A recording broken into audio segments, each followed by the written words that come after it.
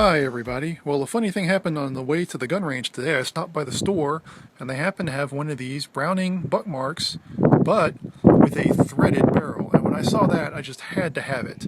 Now, I know there's already a bunch of other videos on YouTube about the Browning BuckMark, and I know I'm kind of late to the game here, but forgive me, I'm just now catching up. I must be the last person in the country who has never owned a Browning BuckMark. I happen to have my suppressor with me today, so we'll be putting these two together and giving it a try. I think it works pretty good. Here it is with my SilencerCo Sparrow, just so you see how it fits. The diameter makes a pretty good match right there. And of course, anytime you put a suppressor on a pistol, it's going to make the pistol nose heavy. I'm hoping to get a second suppressor. It's a little bit lighter AAC element, but for now I'm just having to run the Sparrow.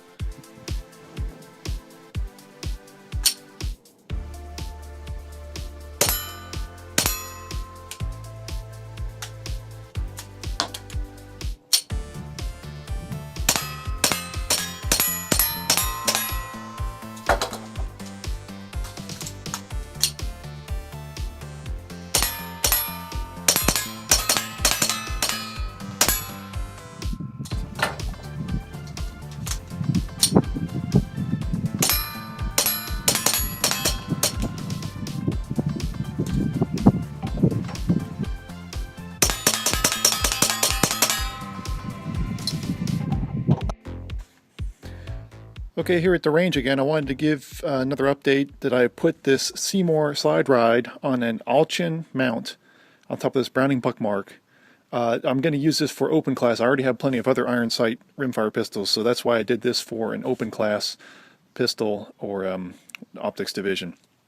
And one thing I'm going to add is if I shot this thing more, I found an unusual problem. If I ride my thumb up here on the safety like you would do for a 1911, then I'm having a problem where it's giving me several failures to fire. It's almost like it's giving a light strike. It'll actually strike the primer, but it does not ignite. And I couldn't figure out what was wrong. I thought I'd have to send the gun back, but I figured out if I keep my thumb down here, and I'm not riding the safety, I keep my thumb down here, then it fires fine. So something about riding that safety is causing it to generate light strikes.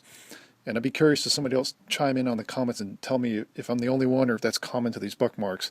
Like I said, I'm the last person on the planet to own a BuckMark, so I'm not familiar with all these other known issues. Anyway, doing pretty good with the Seymour.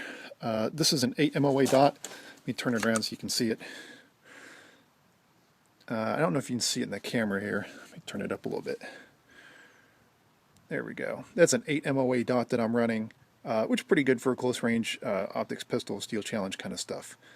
So now we'll roll in some more shooting footage.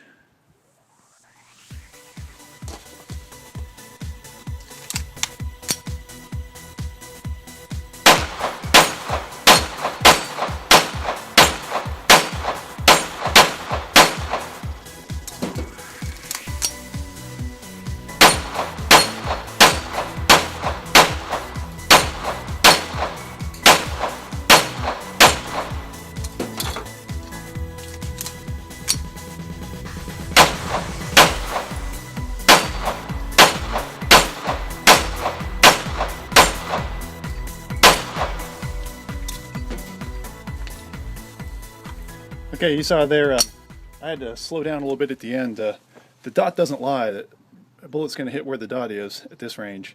And I'm having a lot of trouble where I'm trying to go too fast and I'm jerking the trigger down and I'm actually hitting a little bit below the plate or to the side of it. These are kind of small plates for this range, so that's why I'm doing this drill, is to work on my trigger control.